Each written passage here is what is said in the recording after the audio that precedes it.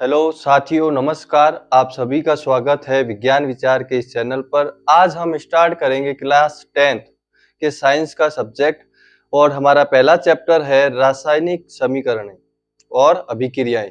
इनके बारे में आज इस वीडियो में हम चर्चा करेंगे। तो चलो हम आज स्टार्ट करते हैं। सबसे पहले हमारे चैप्टर का नाम है रासायनिक अभिक्रियाएं एवं समीकरण। तो देखो, इसमें दो चीजें, एक तो है रासायनिक अभिक्रिया एवं समीकरण। तो सबसे पहले हम देखते हैं कि पदार्थों में परिवर्तन, जो आपने 9th क्लास में पढ़ा होगा कि पदार्थों में परिवर्तन दो तरीके से होता है। एक होता है भौतिक परिवर्तन और एक होता है रासायनिक परिवर्तन। तो सबसे पहले स्टार्ट करने से पहले हम इन परिवर्तन के बारे में अध्ययन करते हैं कि ये परिवर्तन, भौतिक परिवर्तन क्या होता है और रासायनिक परिवर्तन क्या होता है। इनके बारे में हम चर्चा करेंगे। तो सबसे पहले हम स्टार्ट करते हैं पदार्थों में परिवर्तन। पदार्थों में परिवर्तन।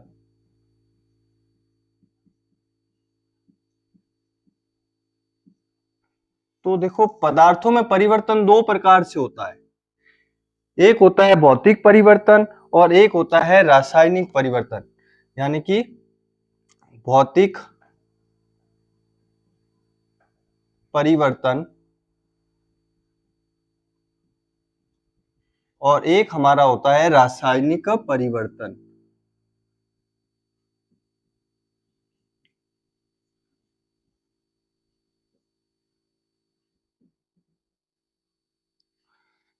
तो हम समझते हैं कि ये भौतिक परिवर्तन और रासायनिक परिवर्तन क्या होता है।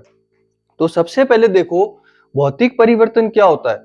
जिनके रासायनिक गुणों में कोई भी परिवर्तन नहीं होता है। भौतिक गुणों में हो सकता है लेकिन रासायनिक गुणों में कोई भी परिवर्तन नहीं होता।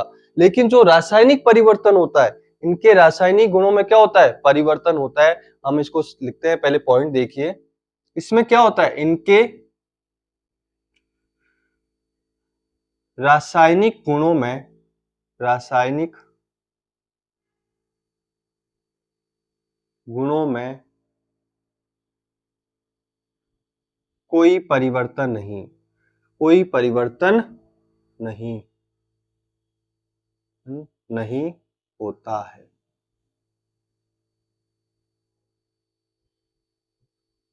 देखो, जो भौतिक परिवर्तन होता है, इनके अंदर इनके रासायनिक गुणों में परिवर्तन नहीं होता लेकिन इनके भौतिक गुणों में परिवर्तन हो सकता है।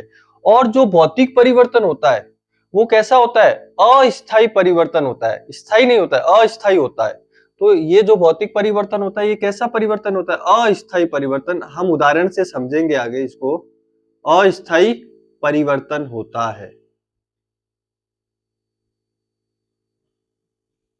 फिर तीसरा पॉइंट क्या है कि भौतिक परिवर्तन में हम पुनः प्रारंभिक पदार्थ को प्राप्त कर सकते हैं, मतलब कि जिससे जो बना है। जैसे उदाहरण लेते हैं, जैसे हमने पानी से क्या बनाया? बर्फ। तो वापस बर्फ से क्या बन सकता है? पानी बन सकता है। यानी कि हम इसमें पुनः प्रारंभिक पदार्थ को प्राप्त कर सकते हैं। पुनः प्रारंभिक पदार्थ प्राप्त होता है, होता है।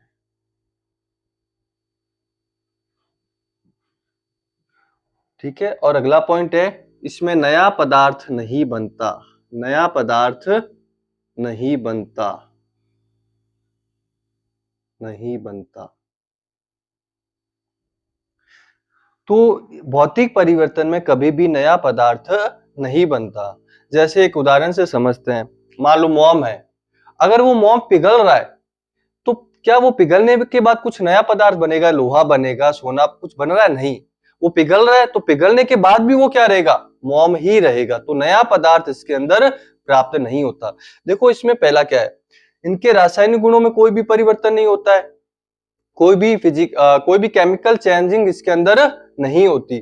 दूसरा पॉइंट क्या होता है? अस्थायी परिवर्तन होता है। जैसे हमने बर्फ वाला उदाहरण देखा, अगर आप पानी से बर्फ बनाते हो तो वापस बर्फ से क्या बन सकता है? पानी बन सकता है। यानी कि अस्थायी परिवर्तन है। अगर एक बार परिवर्तन हुआ है तो वापस उसको बदला भी जा सकता है। और पुनः प्रारंभिक पदार्थ प्राप्त होता है, यानी कि जिससे जो बना है वापस उसको उसी पदार्थ में प्राप्त कर सकते हैं।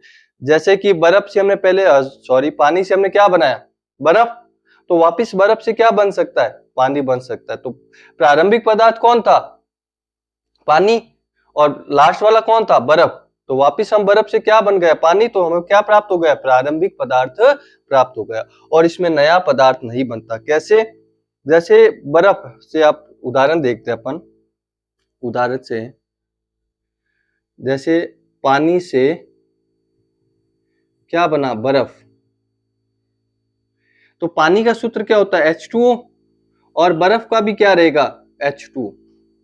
तो क्या नया पदार्थ बना, क्या इनके केमिकल में कुछ परिवर्तन हुआ, केमिकल चेंजिंग हुई इसके अंदर, रासायनिक परिवर्तन हुआ नहीं हुआ, क्योंकि पानी का भी सूत्र क्या है, H2O, और बर्फ का भी क्या है, H2O। तो क्या कोई नया पदार्थ बना है, क्या नहीं बना। इसीलिए इसमें क्या होता है, नया पदार्थ नहीं बनता। ठीक है, फिर रासायनिक परिवर्तन की बात करते हैं। तो रासायनिक परिवर्तन क्या होता है कि इनके रासायनिक गुणों में परिवर्तन होता है। रासायनिक गुणों में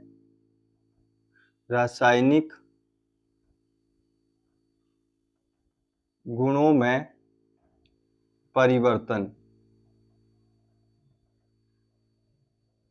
तो रासायनिक परिवर्तन क्या होता है, जिनके रासायनिक गुणों में क्या हो जाए, परिवर्तन हो जाए, उनको हम क्या बोलते हैं, रासायनिक परिवर्तन बोलते हैं। दूसरी चीज, ये कैसे होता है, स्थायी परिवर्तन होते हैं।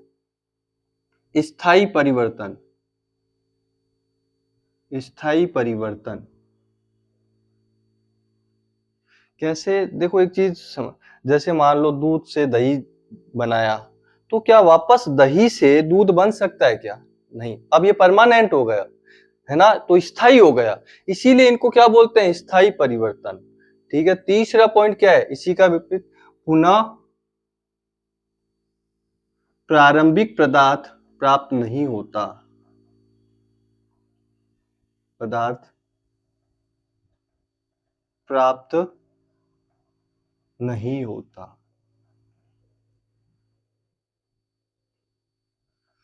ठीक है, जैसे उदाहरण अभी देखा था कि हमने मान लो दूध से क्या बनाया, दही, तो क्या वापस दही से दूध बन सकता है, दूध हमारा क्या है, प्रारंभिक पदार्थ है, दही हमारा क्या, अंतिम पदार्थ है, तो क्या वापस से प्रारंभिक दूध हमें मिलेगा, नहीं मिलेगा।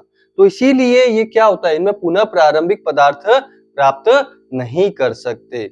और कैसा परिवर्तन होता है, स्थायी हो गया एक तो, और इसमें नया पदार्थ बनता है, इसमें नया पदार्थ बनता है, नया पदार्थ बनता है। उदाहरण जैसे कि दूध से दही बनना, दही बनना, लोहे पे जंग लगना, लोहे पे जंग लगना।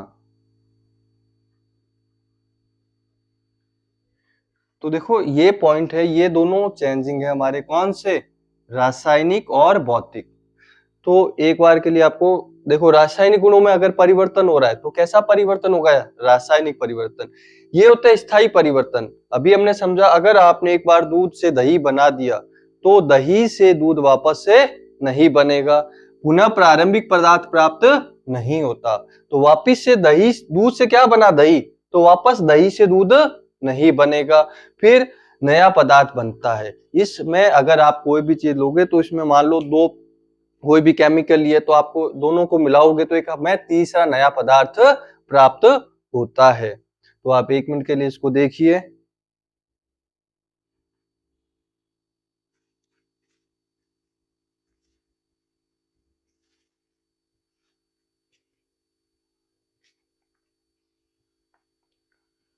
तो अब हम आगे पढ़ते हैं, इसके अंदर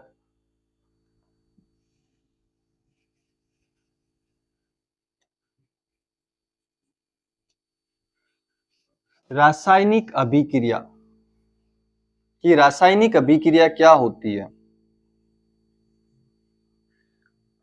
ठीक है ना। तो देखो रासायनिक अभिक्रिया क्या होती है, दो या दो से अधिक पदार्थ मिलकर एक नए गुण धर्म वाले पदार्थ का निर्माण करे तो उसे हम क्या बोलते हैं, रासायनिक अभिक्रिया बोलते हैं। एक जैसे मान लेते हैं हाइड्रोजन है और ऑक्सीजन है, तो हाइड्रोजन और ऑक्सीजन दोनों आपस में मिलेंगे और एक नए गुण धर्म वाला पदार्थ क्या बनेगा, H2O यानी कि जल बनता है। तो हम लिखते हैं इसके पहले डेफिनेशन कि रासायनिक अभिक्रिया क्या होती है। रासायनिक अभिक्रिया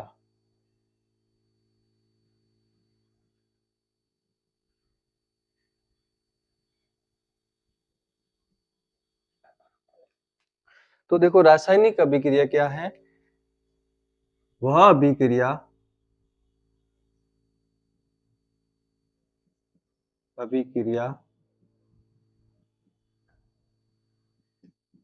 जिसमें दो या दो से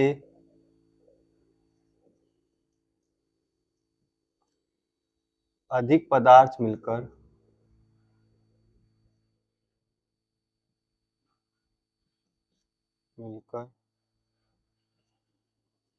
एक नए गुण धर्म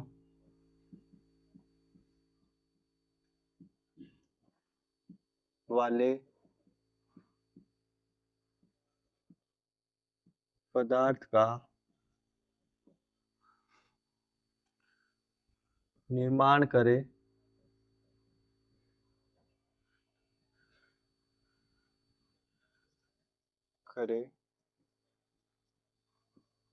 उसे रासायनिक अभिक्रिया कहते हैं।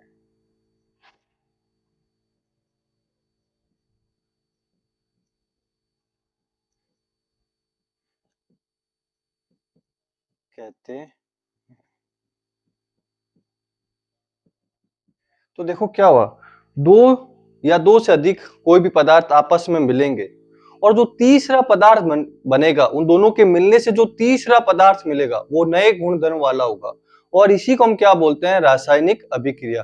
जैसे उदाहरण से समझते हैं अपन, जैसे उदाहरण हमारे पास हाइड्रोजन है और क्या है, ऑक्सीजन। तो ये हाइड्रोजन और ऑक्सीजन आपस में मिलेंगे और एक नया गुणधर्म कौन सा, H2O यानी कि जल का निर्माण कर देंगे, एक नए गुणधर्म वाले पदार्थ का क्या कर रहे हैं, निर्माण कर रहे हैं। तो इसी को हम क्या बोलते हैं, रासायनिक अभिक्रिया। कि दो है या दो से अधिक भी हो सकते हैं, वो आपस में मिलेंगे और एक नए गुणधर्म वाले पदार्थ का क्या करेंगे, निर्माण करेंगे और उसी को हम क्या बोलते हैं, रासायनिक अभिक्रिया बोलते हैं। अब कोई भी रासायनिक, जैसे अपन एक उदाहरण और ले सकते हैं अपने, जैसे मैग्नीशियम, जैसे मैग्नीशियम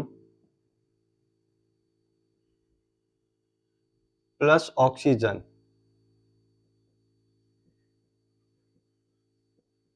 ऑक्सीजन का मतलब है क्या, हम मैग्नीशियम का दहन कर रहे हैं। अगर हम किसी भी चीज का दहन करते हैं तो क्या जरूरी है, ऑक्सीजन। तो मैग्नीशियम प्लस ऑक्सीजन तो क्या बनेगा, मैग्नीशियम ऑक्साइड, मैग्नीशियम ऑक्साइड।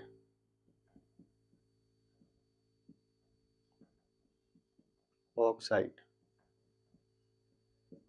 तो इसको हम संकेत में ऐसे भी, मैग्नीशियम को Mg से, ऑक्सीजन को O2 से, और क्या बनेगा, मैग्नीशियम ऑक्साइड। तो अब देखिए, आपको इस उदाहरण से समझ में आया होगा कि रासायनिक अभिक्रियाएं क्या होती है ना। कि ये देखो दो है, ये दोनों आपस में मिले, अभिक्रिया की और एक नए गुणधर्म वाला।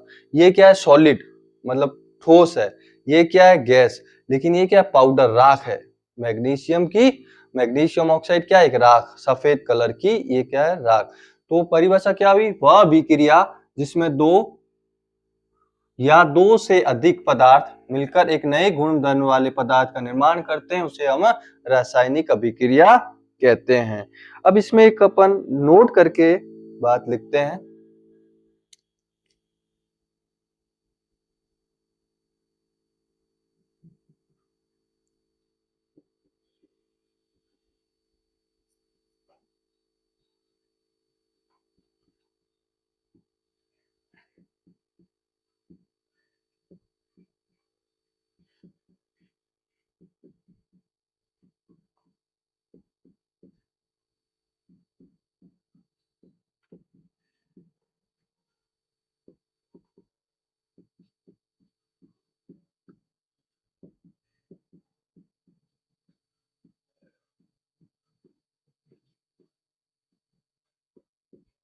देखो, जो भी हमारी रासायनिक अभिक्रियाएं हैं, इन्हें हम भौतिक विधियों से पलट नहीं सकते, वापिस से इनको पलटा नहीं जा सकता। जैसे कि 9th क्लास में आपने कुछ पढ़ा होगा, जैसे कि वाष्पीकरण है, ऊर्ध्वपातन है,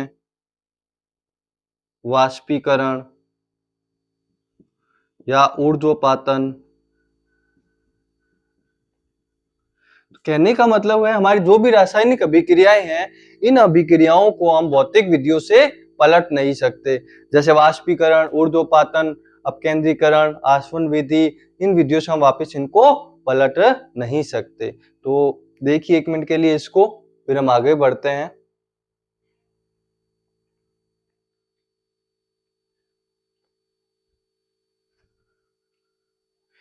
तो आपको आशा है कि आपको ये अभिक्रिया समझ में आई होगी कि रासायनिक अभिक्रिया किसे कहते हैं। अब थोड़ा आगे बढ़ते हैं। देखो, जब कोई भी रासायनिक अभिक्रिया होती है तो हमें कुछ निम्न संकेत प्राप्त होते हैं। चाहे कैसी भी रासायनिक अभिक्रिया हो रही है तो हमें संकेत के रूप में क्या मिलेंगे, जैसे कि उसकी अवस्था में परिवर्तन, उसके रंग में परिवर्तन आ सकता है, उसके तापमान में परिवर्तन आ सकता है, या कोई गैस उत्सर्जित हो सकती है। ये संकेत है, कोई भी रासायनिक अभिक्रिया होने के संकेत है। हो सकता है इसमें से 2 संकेत मिल जाए, हो सकता है एक ही मिले। अगर इन चारों पांचों में से एक भी आपको मिले तो इसका मतलब वहां रासायनिक अभिक्रिया हो रही है। जैसे अगर मान लो अवस्था में परिवर्तन हो गया, जैसे अपन इसकी बात करते हैं, जैसे अवस्था में परिवर्तन हो गया, कैसे? ये H2 क्या है? गैस। O2 क्या है? गैस। लेकिन यहां पर क्या मिला हमें? लिक्विड। तो अवस्था में परिवर्तन हुआ या नहीं हुआ? तो इसका मतलब ये कैसी अभिक्रिया हो गई? रासायनिक अभिक्रिया हो गई। तो कहने का मतलब है अगर कोई भी रासायनिक अभिक्रिया होती है तो हमें कुछ संकेत प्राप्त होता है। पहला संकेत क्या है? अवस्था में परिवर्तन। ठीक है, जैसे अपन ने अभी देखा, हाइड्रोजन क्या है? गैस। O2 क्या है? गैस। लेकिन हमें मिल क्या रहा है? लिक्विड, द्रव मिल रहा है। तो अवस्था में परिवर्तन, या उसके रंग में परिवर्तन, या कोई गैस का उत्सर्जन होना, या तापमान में परिवर्तन। तो हम इसको लिखते हैं आगे।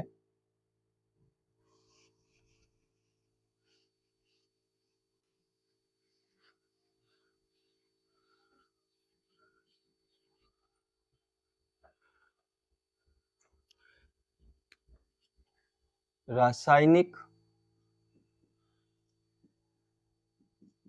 अभिक्रिया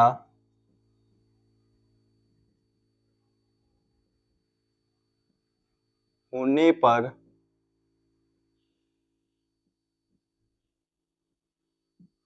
हमें निम्न संकेत प्राप्त होते हैं। हमें निम्न संकेत प्राप्त होते हैं।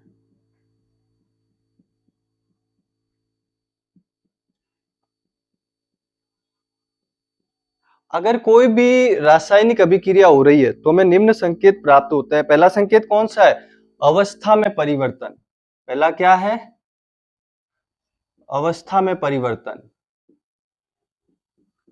अवस्था में परिवर्तन। दूसरा क्या हो सकता है? रंग में परिवर्तन। रंग में परिवर्तन। तीसरा क्या है? अपने गैस का उत्सर्जन। गैस का उत्सर्जन। चौथा क्या है? तापमान में परिवर्तन। परिवर्तन। तापमान में परिवर्तन। तो देखो, ये अगर कोई भी रासायनिक अभिक्रिया होती है तो हमें ये निम्न संकेत प्राप्त होता है। या तो उसकी अवस्था बदल जाएगी, रंग में परिवर्तन हो जाएगा, गैस उत्सर्जित हो जाएगी, या तापमान में परिवर्तन। अब एक उदाहरण से अपन देखते हैं। जैसे कि अभी जैसे कि एक उदाहरण देखा था हमने, मान लेते एक उदाहरण हम लेते हैं। उदाहरण कि दानेदार जिंक की अभिक्रिया जब सल्फ्यूरिक अम्ल से करवाते हैं H2SO4 से, तो देखो क्या होता है। जैसे जिंक है, यानी कि चाहे दानेदार हो चाहे कुछ भी हो, तो उसका फॉर्मूला क्या होगा? Zn। और साथ में क्या है? सल्फ्यूरिक अम्ल प्लस H2SO4। H2SO4 जब इसकी अभिक्रिया, ये दोनों आपस में अभिक्रिया करेंगे तो हमें क्या मिलेगा, एक तो ZnSO4 प्लस H2। तो यहाँ पर H2 क्या है, गैस। तो ये गैस क्या हो रही है, उत्सर्जित हो रही है। तो यानी कि क्या हुआ, देखो गैस का उत्सर्जन, यानी कि यहाँ हमें कौन सी गैस प्राप्त हो रही है, हाइड्रोजन। जब Zn और H2SO4 आपस में अभिक्रिया करेंगे, यानी कि जिंक और H2SO4 सल्फ्यूरिक अम्ल आपस में अभिक्रिया करेंगे, तो हमें क्या मिलेगा, एक तो ZnSO4 और एक H2 गैस। तो यहाँ क्या हो रहा है, H2 गैस उत्सर्जित हो रही है, इसका मतलब यहाँ गैस उत्सर्जित हुई है, इसका मतलब ये कौन सी अभिक्रिया हो गई, मतलब ये कैसे क्या हो गई, रासायनिक अभिक्रिया हो गई। ठीक है। दूसरा अभी हमने देखा जैसे H2 प्लस O2, ठीक है, तो दोनों अभिक्रिया करेंगे तो क्या मिलेगा हमें, H2O। क्या मिलेगा, H2O। H2O मिलेगा। ये देखो बैलेंसिंग वाली है, थोड़ा सा यहाँ एक मिनट के लिए कि हम क्या लिखा है मैंने, देखो यहाँ हाइड्रोजन कितने हैं, कोई भी अगर हम रासायनिक अभिक्रिया लिखते हैं कोई भी तरीके, वो क्या होनी चाहिए, संतुलित होनी चाहिए, जिसको हम आगे पढ़ेंगे। लेकिन एक मिनट यहाँ थोड़ा सा आपको बता देता हूँ। देखो यहाँ H2 कितने हैं, यानी हाइड्रोजन कितने, यहाँ पर 2, ऑक्सीजन 2, यहाँ कितने, 2, लेकिन ऑक्सीजन कितना, 1। तो क्या है, बैलेंस है क्या, मतलब बैलेंस का मतलब क्या होता है, आप कोई सामान लेने जाते हो, है ना, दुकान में, तो आप क्या करते हो, मान लो आपको 1 kg कोई भी चावल लेना है, तो आप क्या करते हो, इधर भी एक तराजू के अंदर क्या करते हैं, 1 kg का बट्टा रखते हो और इधर चावल भी, तभी तो वो बैलेंस। ऐसे थोड़ी ना कि 2 kg का रखा और 1 kg नहीं, बैलेंस का मतलब इधर जितना हो उतना ही उतना क्या हो, इधर हो, यानी कि जितने परमाणु इधर हो उतने के उतने क्या हो, इधर हो। अब यहाँ हाइड्रोजन 2 है, ऑक्सीजन 2 है, लेकिन इधर हाइड्रोजन तो 2 है लेकिन ऑक्सीजन कितना है, कुछ नहीं है, तो 1 ही तो है। तो अब इनको बैलेंस करना पड़ेगा। तो यहाँ हमें ऑक्सीजन को 2 करने के लिए इसके आगे क्या लगाएंगे, 2 लगाएंगे। तो ऑक्सीजन ये 2, ऑक्सीजन तो 2 हो गए, लेकिन अब हाइड्रोजन कितने हो गए, 4 हो गए, लेकिन यहाँ कितने हैं, 2। तो अब इधर भी बैलेंस करना पड़ेगा, तो यहाँ इसके आगे क्या लगाएंगे, 2।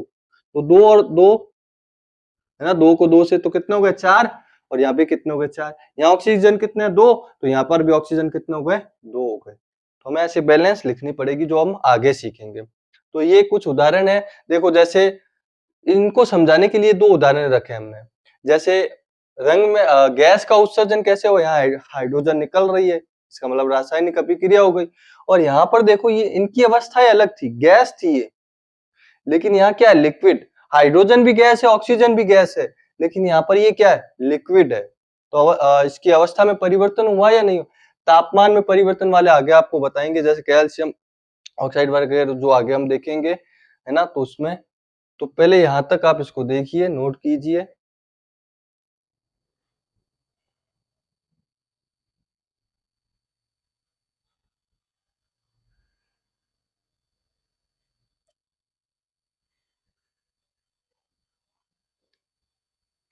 तो हमारे दैनिक जीवन में कुछ रासायनिक अभिक्रियाओं के उदाहरण हैं, जैसे कि भोजन का पकना, है ना, श्वसन, या दही का जमना, या आपके जैसे कि मैग्नीशियम के रिबन का वायु की उपस्थिति में दहन, ये सारे क्या है, हमारे रासायनिक अभिक्रियाओं के उदाहरण हैं। तो अगला टॉपिक हम लिखते हैं, रासायनिक अभिक्रियाओं के उदाहरण।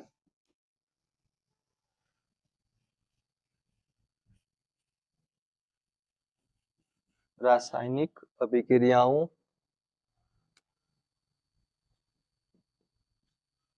के उदाहरण।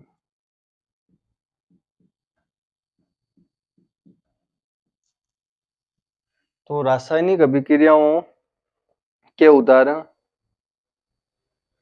सबसे पहले देखो जैसे भोजन का पकना, ये भी किसका उदाहरण है, रासायनिक अभिक्रिया। भोजन का पकना, का पकना। फिर दूसरा श्वसन, ये श्वसन भी किसका उदाहरण है, हमारे रासायनिक अभिक्रियाओं का। फिर हम लिख सकते हैं दूध से दही बनना, दूध से दही बनना, दही बनना। लोहे पे जंग लगना,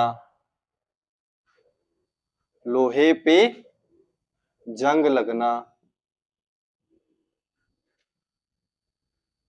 ये भी किसके उदाहरण है, रासायनिक अभिक्रियाओं के उदाहरण है, या मैग्नीशियम रिबन का वायु में जलाने पर मैग्नीशियम ऑक्साइड का बनना।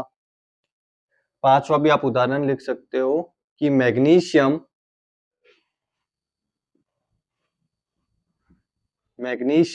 रिबन को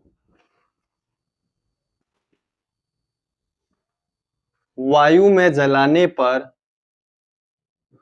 रिबन को वायु में जलाने पर मैग्नीशियम ऑक्साइड का बनना, मैग्नीशियम ऑक्साइड का बनना।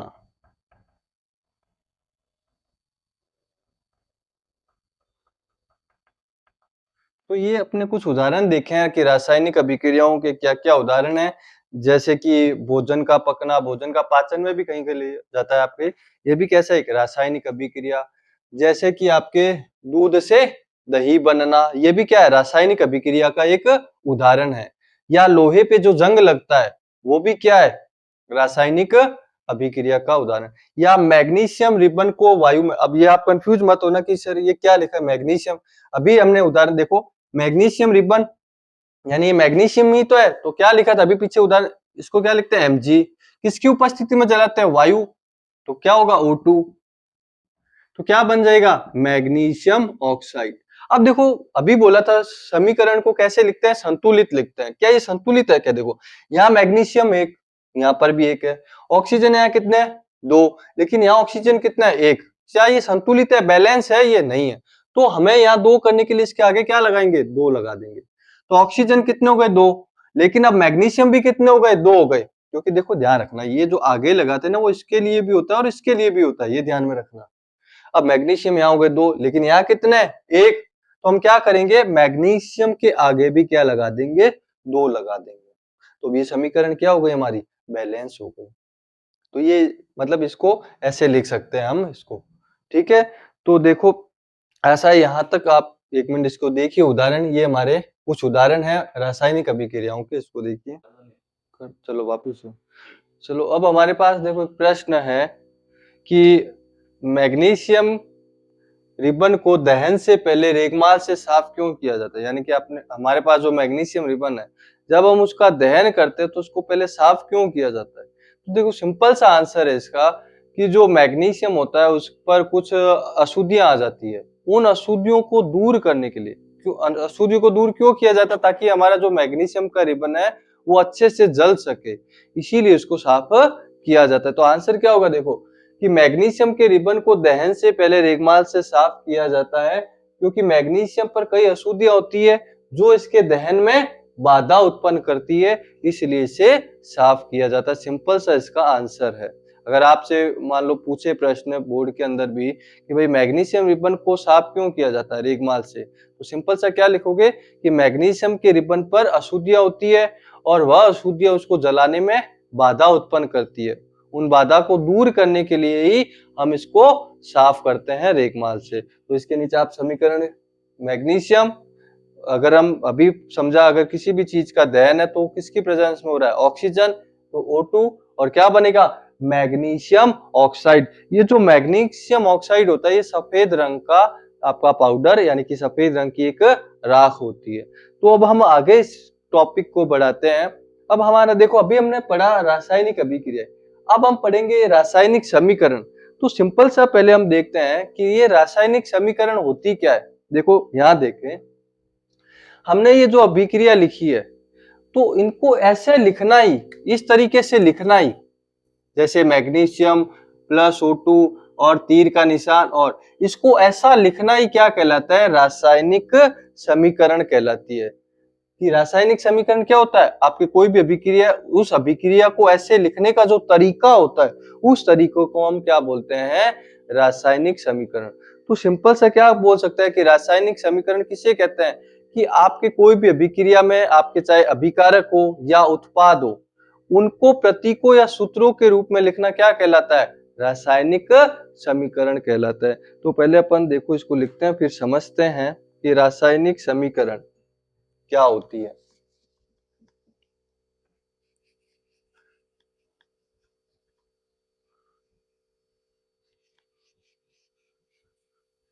तो हमारा अगला टॉपिक है रासायनिक समीकरण।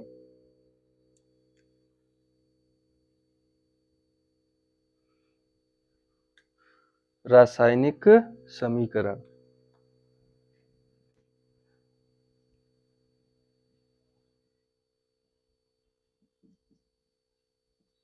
समीकरण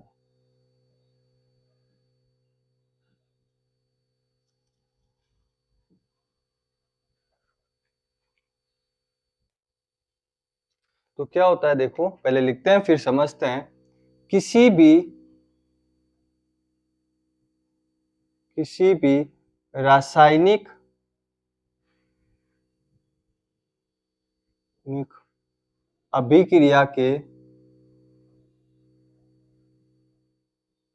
अभिक्रिया के पदार्थों को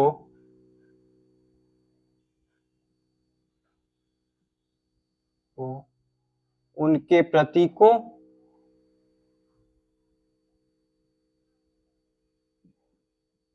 या सूत्रों के रूप में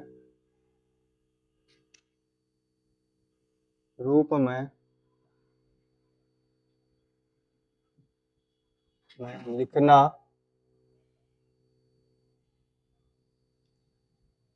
रासायनिक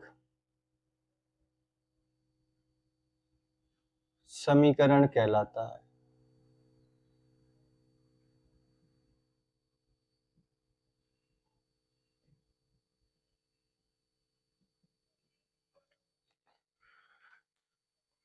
देखो कोई भी आपकी अभिक्रिया है, रासायनिक अभिक्रिया, उस रासायनिक अभिक्रिया में उसके जो भी पदार्थ है उनको या तो उसके प्रतीक के रूप में लिख देना या उनके सूत्रों के रूप में लिख देना, क्या कहलाता है, रासायनिक समीकरण। उदाहरण से आपको और अच्छे से स्पष्ट होगा। जैसे उदाहरण देखते हैं अपन। उदाहरण जैसे कि मान लेते हैं हमारे पास है हाइड्रोजन।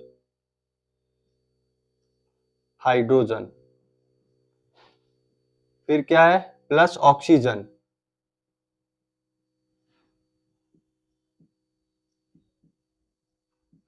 फिर क्या बना, जल। अब देखो कितना बड़ा लग रहा है कि पहले मान लो हम हाइड्रोजन लिखे ऐसे, फिर ऑक्सीजन लिखे, फिर जल लिखे, तो ये लिखने में थोड़ा सा क्या होता है, असुविधा। तो अब किया क्या कि हमने इनको इनके सूत्रों में, जैसे हाइड्रोजन है तो हाइड्रोजन को किससे लिखेंगे, H2। प्लस ऑक्सीजन को किससे लिखेंगे, उसका प्रतीक क्या होता है ऑक्सीजन का, O2 और तीर का निशान। फिर जल का क्या होता है, H2। तो इसको इस तरीके से देखो, जैसे हाइड्रोजन का प्रतीक क्या है, H2। ऑक्सीजन का प्रतीक क्या है, O2 और जल का क्या है, H2। तो इस तरीके से ये जो लिखते हैं हम पूरा, इसी को हम क्या बोलते हैं, रासायनिक समीकरण। इसमें क्या किया, देखो आप ध्यान से समझिए, इसके अंदर हम किया क्या कि जो ये क्या एक रासायनिक अभिक्रिया है। अब इस अभिक्रिया के अंदर क्या है, जो भी हमने लिखा है, चाहे हाइड्रोजन लिखा है, चाहे ऑक्सीजन लिखा है, चाहे जल लिखा है, अब हाइड्रोजन की जगह हाइड्रोजन का प्रतीक लिख देंगे, ऑक्सीजन की जगह ऑक्सीजन का प्रतीक लिख देंगे और जल की जगह जल का प्रतीक लिखेंगे। तो इस तरीके से इन प्रतीकों के रूप में लिखना या सूत्रों के रूप में लिखना ही क्या कहलाती है, रासायनिक समीकरण कहलाती है। जैसे मान लो अभी एक मैग्नीशियम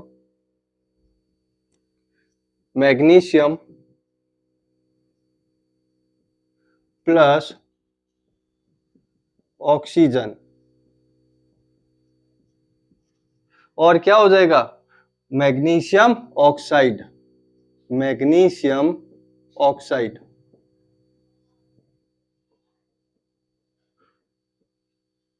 तो अब ये कितना बड़ा हो गया, देखो मैग्नीशियम प्लस ऑक्सीजन, फिर तीर का निशान, मैग्नीशियम ऑक्साइड। अब करेंगे क्या, इनको प्रतीक या सूत्र, अब मैग्नीशियम का प्रतीक क्या होता है, सूत्र क्या होता है, Mg। तो मैग्नीशियम की जगह क्या आ जाएगा, Mg।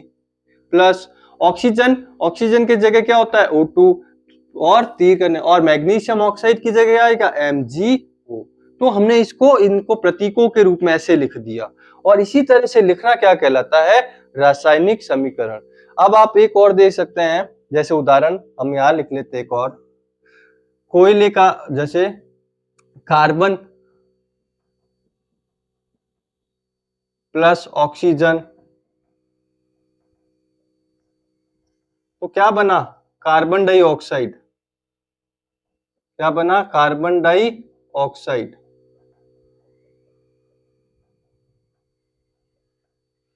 तो कार्बन का प्रतीक क्या होता है? कार्बन के प्रतीक की जगह क्या रखेंगे? सी। तो ये होगा सी। ऑक्सीजन सबको पता है क्या होता है? O2। और कार्बन डाइऑक्साइड CO2। तो ऐसा लिखना ही क्या कहलाता है?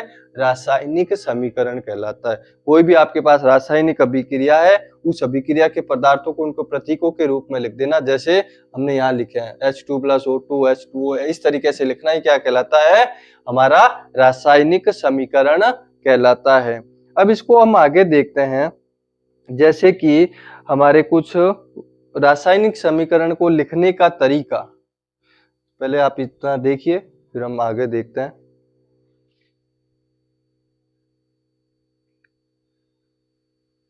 अगला हमारा क्या है? रासायनिक समीकरण को लिखने का तरीका। तो देखो, कोई भी रासायनिक समीकरण है, उस रासायनिक समीकरण को लिखने का तरीका क्या होता है, हम वो सीखते हैं। हमने तो अभी समझा रखा कि रासायनिक समीकरण किसे कहते हैं। रासायनिक समीकरण कि किसी भी रासायनिक अभिक्रिया के पदार्थों को उनके प्रतीकों या सूत्रों को रूप में लिखना। लेकिन अब कि उसको लिखते कैसे हैं, तो अगला हमारा जो टॉपिक है, किसी भी रासायनिक समीकरण को लिखने का तरीका।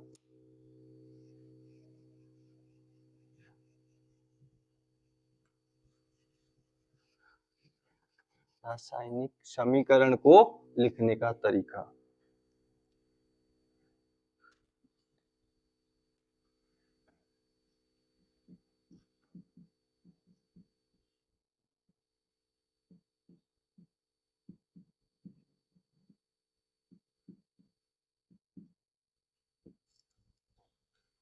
रासायनिक समीकरण को लिखने का तरीका। तो इसका लिखने का तरीका क्या होता है, देखिए। सबसे पहले क्या आता है? अभिकारक। क्या लिखा जाता है? अभिकारक। फिर क्या आता है? तीर का निशान। फिर तीर के निशान के बाद क्या आता है? उत्पाद। क्या आता है? उत्पाद। हम समझेंगे अभी कि अभिकारक क्या होता है। देखो, सबसे पहले मान लो ये आपका LHS और ये क्या है? RHS, है ना। आपका लेफ्ट हैंड साइड और राइट हैंड साइड। तो लेफ्ट हैंड साइड की तरफ क्या लिखे जाते हैं? अभिकारक।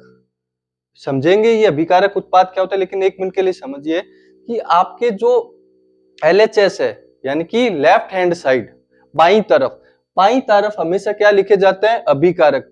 और बीच में क्या आएगा? तीर का निशान। फिर क्या आएगा? उत्पाद।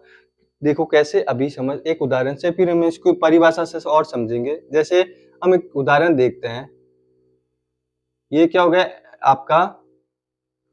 चलो इसकी पहले परिभाषा ही हम लिख लेते हैं, फिर आपको और अच्छे से समझ में आएगा कि अभिकारक क्या होता है और उत्पाद क्या होता है। तो सबसे पहले हम समझते हैं अभिकारक। अभिकारक कि अभिकारक क्या होते हैं। देखो, ये जो लिखा हुआ है ना यहाँ पर, ये वाली चीज हमारे पास, ये कोई भी अभिक्रिया को लिखने का तरीका है। इसको और स्पष्ट हम आगे करेंगे, लेकिन पहले क्या आता है? अभिकारक, फिर तीर का निशान, फिर उत्पाद। अब इसको समझेंगे कि अभिकारक क्या होते हैं, उत्पाद क्या होते हैं, फिर हम इसको अच्छे एक उदाहरण से और समझेंगे। तो देखो, अभिकारक क्या होता है? जो रासायनिक अभिक्रिया में भाग लेते हैं, वे पदार्थ जो रासायनिक अभिक्रिया में क्या लेते हैं? भाग लेते हैं, उन्हें हम क्या बोलते हैं? अभिकारक। तो लिखेंगे वे पदार्थ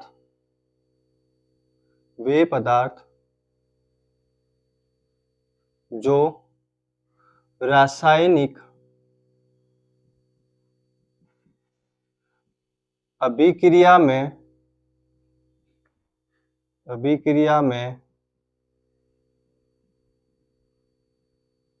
भाग लेते हैं,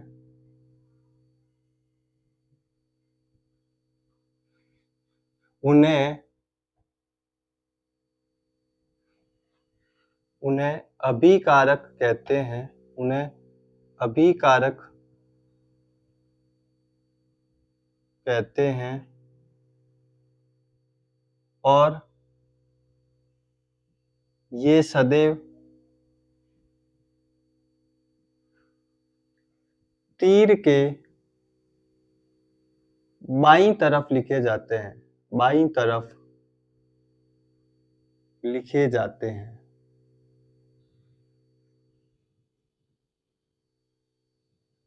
यानी कि कोई भी अभिक्रिया है, उस अभिक्रिया में जो भाग लेते हैं उन्हें हम क्या बोलते हैं? अभिकारक। और फिर उत्पाद, फिर आता है उत्पाद।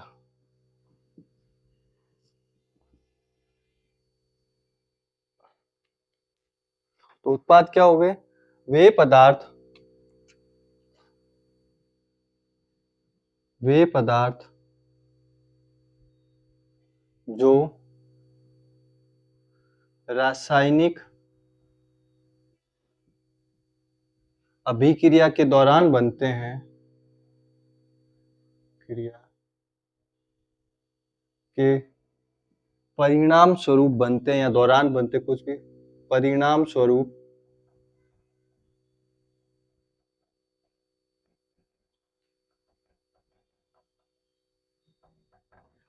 स्वरूप बनते हैं, उन्हें उत्पाद कहते हैं।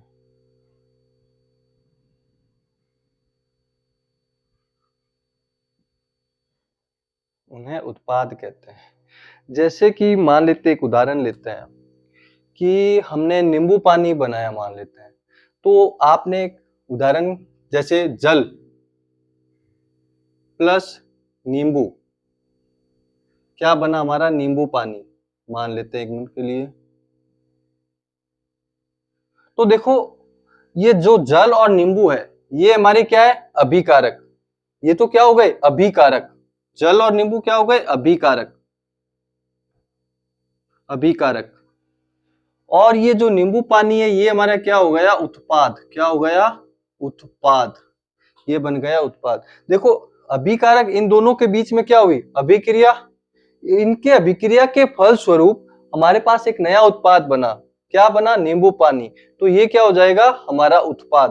तो इसीलिए देखो, इसमें क्या है? वे पदार्थ जो रासायनिक अभिक्रिया में भाग लेते हैं और इन्हें सदैव तीर के बाई तरफ, ये तीर है, तो तीर के बाई तरफ जो लिखे जाते हैं वो तो क्या हो गए? अभिकारक। और तीर के दाईं तरफ जो लिखे जाते हैं उन्हें क्या बोलते हैं? उत्पाद। तो जो अभिक्रिया में भाग ले रहे हैं, तो इधर जो भी लिखे जाते हैं वो सब क्या होंगे? अभिकारक, क्योंकि ये अभिक्रिया में भाग लेते हैं, मतलब इनके बीच में अभिक्रियाएं होती है। इनके बीच में क्या होगी? अभिक्रियाएं होंगी।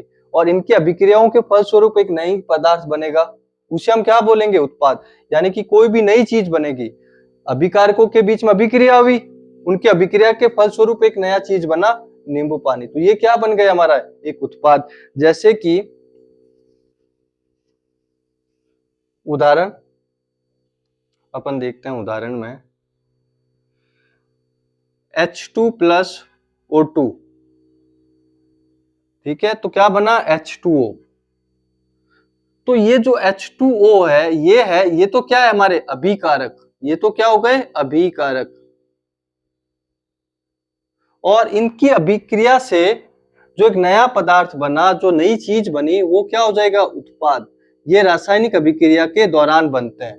रासायनिक अभिक्रिया किनके बीच होगी? इन अभिकारकों के बीच में होगी। और इनके दौरान, इनकी अभिक्रिया के दौरान एक नया पदार्थ बनेगा, वो क्या हो जाएगा? उत्पाद। तो हमेशा ध्यान रखना, कोई भी रासायनिक समीकरण होगी, उसमें अभिकारक हमेशा तीर के बाईं तरफ लिखे जाते हैं, और जो आपके उत्पाद होते हैं वो तीर के दाईं तरफ लिखे जाते हैं। ये देखो, अभिकारक इधर आ गए और ये उत्पाद आपके तीर के इस तरफ आ गए। अब हमारे पास एक और चीज होता है, उत्प्रेरक। तो उत्प्रेरक क्या होता है, उसको हम समझते हैं। देखो, उत्प्रेरक, वे उत्प्रेरक ऐसे पदार्थ होते हैं जो रासायनिक अभिक्रिया में भाग तो नहीं लेते हैं, लेकिन उनके अभिक्रिया के वेग को क्या करते हैं? वो बढ़ा देते हैं। उन्हें हम क्या बोलते हैं? उत्प्रेरक बोलते हैं। आशा आपको यहां तक अभी समझ में आया होगा कि अभिकारक किसे कहते हैं और उत्पाद किसे कहते हैं। तो इसको एक मिनट के लिए देखिए, फिर हम पढ़ते हैं उत्प्रेरक।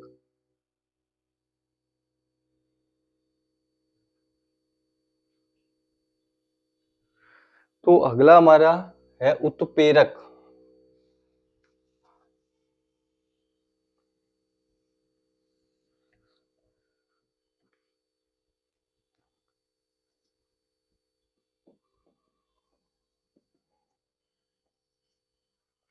अब देखो उत्प्रेरक क्या हुआ कि ये रासायनिक अभिक्रिया में भाग नहीं लेते, लेकिन अभिक्रिया के वेगों को क्या करते हैं, परिवर्तित कर देते हैं, उन्हें उत्प्रेरक कहते हैं। और उत्प्रेरक को हमेशा कहाँ रखते हैं, तीर के ऊपर। तो उत्प्रेरक क्या होता है, वे पदार्थ जो रासायनिक अभिक्रिया में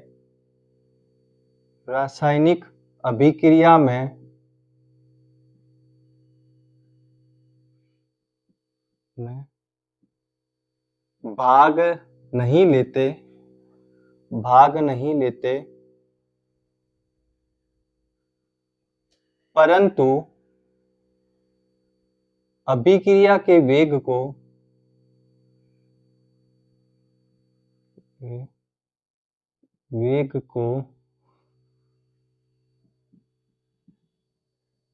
परिवर्तित कर देते हैं।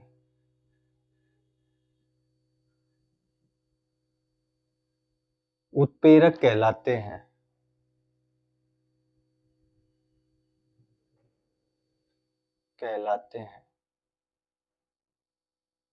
और इन्हें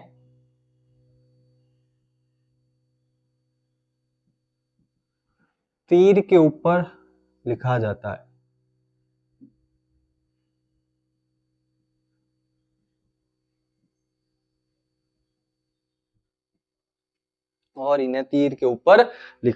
है।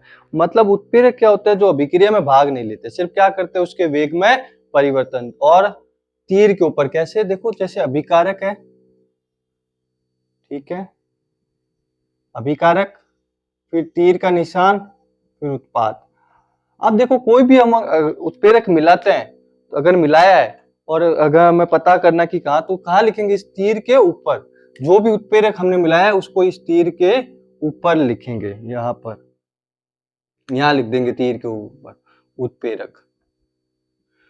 देखो अभिकारक तो क्या होगा, अभिकारक कहाँ लिखे, तीर के बाईं तरफ। उत्पाद कहाँ रखा, तीर के दाईं तरफ। उत्प्रेरक को कहाँ रखेंगे, तीर के ऊपर। तो देखो ये तो क्या हो गए, अभिक्रिया में भाग लेते हैं, और इनके भाग से, इनकी क्रिया से जो चीज बनेगी वो हो गई उत्पाद, ठीक है। और जो अभिक्रिया में भाग नहीं लेते परंतु उसके वेग को बदल देते हैं, परिवर्तित कर देते हैं, वो क्या कहलाते हैं, उत्प्रेरक कहलाते हैं। तो आप देखिए 1 मिनट के लिए उत्प्रेरक की परिभाषा, फिर हम आगे बढ़ते हैं। हमारा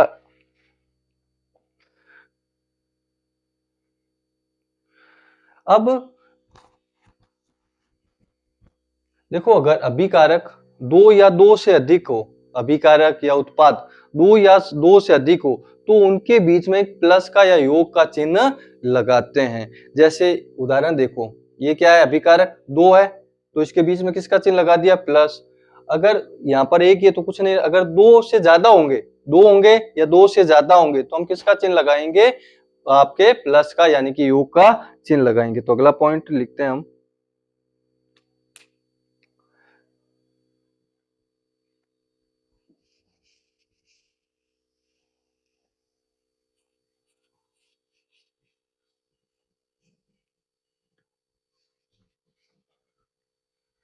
अगला पॉइंट हमारे पास ये है कि अभिकारक या उत्पाद, अभिकारक या उत्पाद दो या दो से अधिक हो,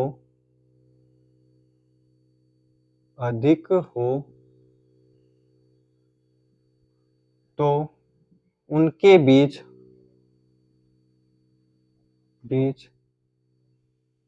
प्लस का चिन्ह यानी कि योग का चिन्ह लगाते हैं।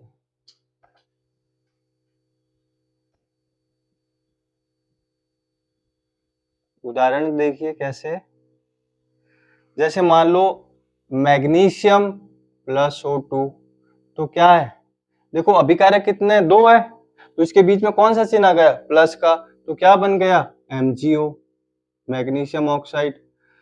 लेकिन यहाँ पर उत्पाद में एक ही है तो नहीं लगाएंगे, अगर दो होते या दो से ज्यादा होते तो इनके बीच में क्या लगाते, प्लस। जैसे एक उदाहरण अपन एक और देख लेते हैं, Zn plus H2SO4 zinc plus sulphuric अम्ल। तो यहाँ अभिकारक कितने हैं? 2, तो 2 है तो इनके बीच में कौन सा चिन्ह आ गया? प्लस। तो इनके अभिक्रिया से क्या बनेंगे? ZnSO4 plus H2। यहाँ उत्पाद भी कितने मिल रहे हैं? 2, तो इनके बीच में भी क्या आ गया? प्लस। तो इसी ये पॉइंट क्या कह रहा है कि अगर मान लो अभिकारक है या उत्पाद है वो 2 आ जाए, 2 से अधिक आ जाए, 3, 4, 5 कितने भी आ जाए, तो उनके बीच में क्या लगेगा? प्लस का चिन्ह लगेगा, चाहे अभिकारक में हो चाहे उत्पाद में हो, दोनों तरफ यही लगता है। ठीक है, फिर अपन देखते हैं, अभी हमने कोई भी रासायनिक समीकरण है तो हमने रासायनिक समीकरण में को क्या समझा कि उनको प्रतीकों के रूप में लिख देना, वो क्या कहलाती है? रासायनिक समीकरण। अब इन जो प्रतीक लिखते हैं इनकी भी एक भौतिक अवस्थाएं होती है, भौतिक अवस्थाओं में भी लिखा जाता है, जैसे ठोस है, लिक्विड है, द्रव है, तो इनको हम समझेंगे कि कैसे लिखते हैं। देखो, जैसे प्रतीकों को, अगला पॉइंट है, जो प्रतीक होते हैं, प्रतीकों को भौतिक अवस्थाओं में लिखना, भौतिक अवस्थाओं में लिखना।